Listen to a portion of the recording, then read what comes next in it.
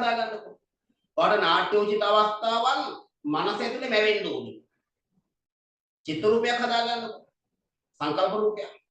ජේතවනාරාමේ බුදුරජාණන් වහන්සේ සක්මන් කරනවා. තරුණ හාමුදුරුවෝ කෙනෙක් බෝමළුවේ හරි කොතන හරි තැනක ඉඳගෙන බලාගත් අත බලාගෙන ඉන්නවා. උකටලීව බලාගෙන ඉන්නවා. ඒ කියන්නේ උත්කණ්ඨ බලාගත් අත මෙහෙම බලාගෙන ඉන්නවා. මේ පොඩි නම වෙනදා වගේ නෙමෙයි. වතාවත් කරන්නේ, භාවනා කරන්නේ, අනිත් හාමුදුරුවෝත් එකතු වෙලා කතා බස් කරන්නේ නැහැ. හරි. කල්පනාවක ගිරිලා බලාගත් අත බලාගෙන ඉන්නවා. බුදුන් වහන්සේ ළඟට ඇවිල්ලා අහනවා. සැබෑද මහණ තා ස්ත්‍රියක් කෙරෙහි ලෝභයෙන් වාසය කරන්නේද?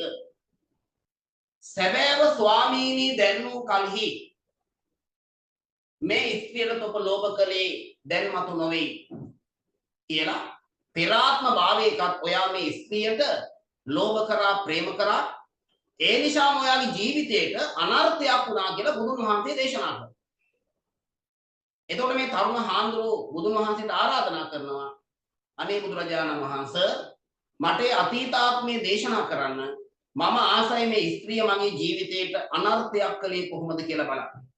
මගේ ජීවිතේ විනාශ කරේ, මගේ ජීවිතේට අවැඩක් කළේ, මගේ ජීවිතේ විනාශ වෙන්න මේ ස්ත්‍රිය ගියාත්මේ මට හේතුුනේ කොහොමද කියලා දැනගන්න මං ආසයි. ඒ නිසා මට මේක දේශනා කරන්න කියලා මේ තරුණ හාමුදුරුවෝ ඉල්ලනවා. අන්නේ ඉල්ලීමට අනුව තමයි අතීත කතාව චුල්ල ධනුද්දර ජාතකයේ දේශනා වෙන්නේ.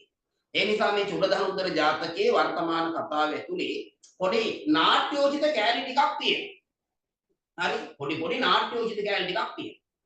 ඒ කියන්නේ චරිත ඉන්නවා. චරිතවල සංවාද තියෙනවා.